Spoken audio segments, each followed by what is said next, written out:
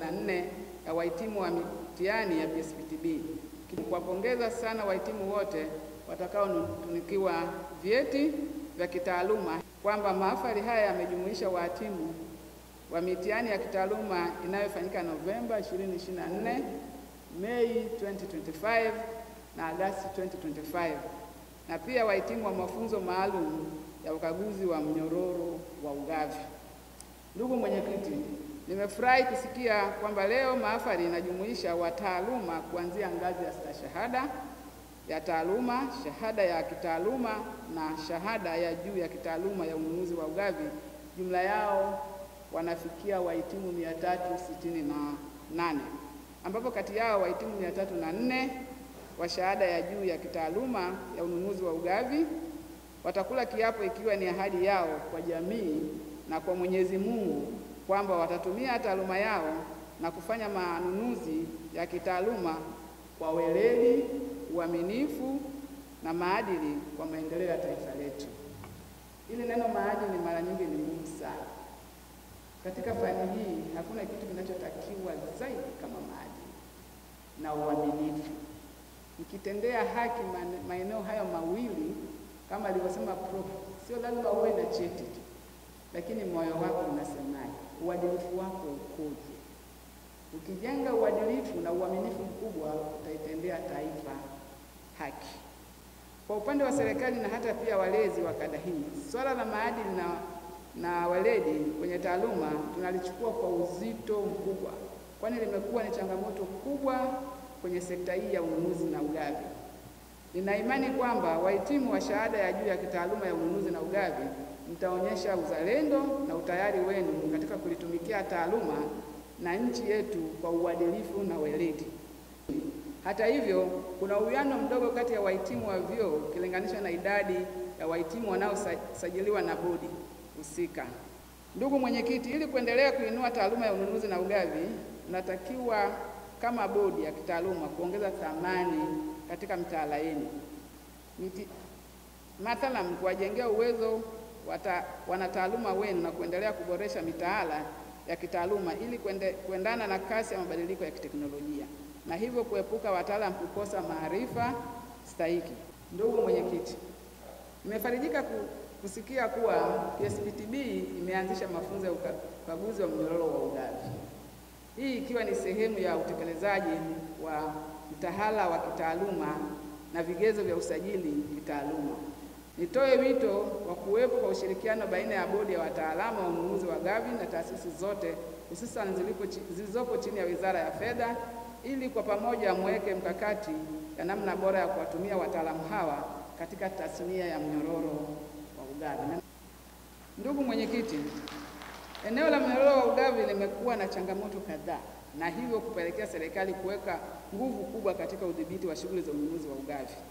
Nakiri wazi kwamba kuwepo kwa wataalamu walioongezewa maarifa ya ukaguzi kama ambavyo nimesema na kusajiliwa na bodi yako itasaidia sana kwenye tasnia ya ukaguzi wa mnyororo wa ugavi.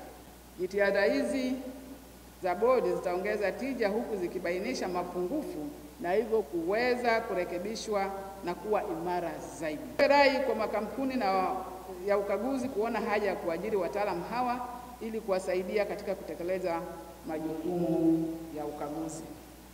Ndugu mwenyekiti, natambua kwa muda sasa kumekuwepo na waajiri wanaofumbia macho mchango wa fani hii. Hali hiyo inatoa mwanya wa watu wengine kufanya kazi za ununuzi na ugavi bila kutimiza vigezo vya kitaaluma. Jambo hili ni ukiukaji wa sheria ya PSPTB ya namba 23 ya mwaka 2007.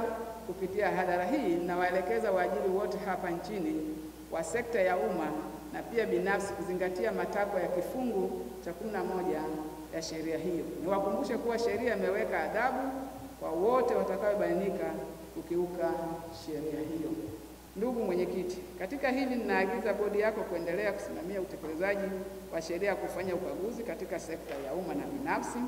Hii itawezesha kuwabaini watu wanaofanya kazi za ununuzi wa ugavi bila kuwa na sifa stahiki kitaaluma na kutuwezesha kujumuika katika mahafali hii ya 14 ya PSPTB mahali hapa. Toa wito kwa watahiniwa walioko katika hatua mbalimbali za kukamilisha masomo yao, basi waongeze bidii ili na wao wafikie hatua kama ya wahitimu wale.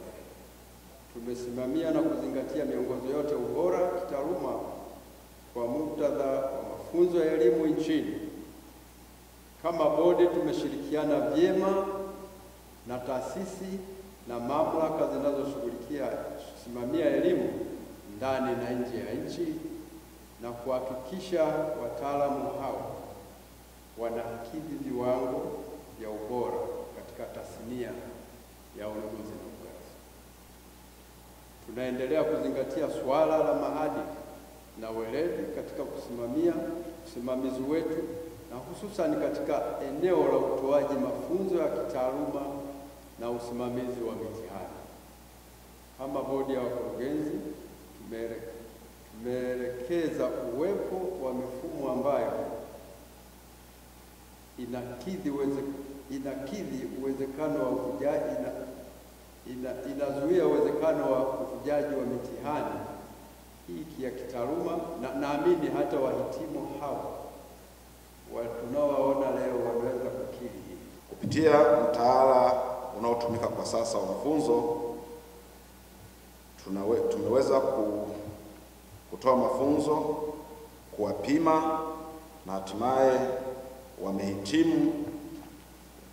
wahitimu 20 kutoka ngazi ya professional diploma, 44 katika ngazi ya juu ya shahada, katika ngazi ya shahada ya taaluma graduate professionals, lakini pia na wahitimu 304 katika ngazi ya shahada ya juu ya taaluma, yani CPSPT.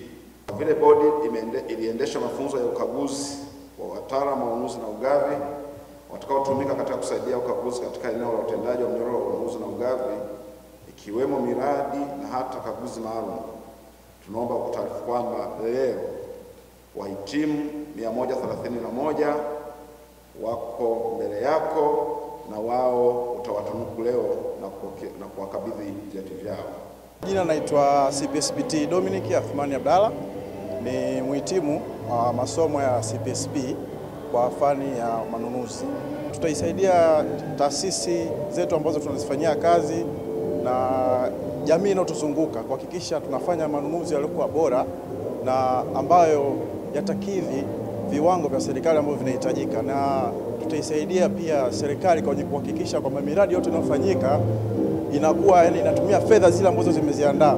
Bajeti zinazoandaliwa na serikali ziweze kutumika effectively kwenye kuhakikisha pia value for money ya ule mradi unakuwepo. Kwa hiyo tunaomba serikali iongeze nguvu na kuipa value kubwa ndani ya sekta hii ya manunuzi, especially kwenye taasisi zote na umma.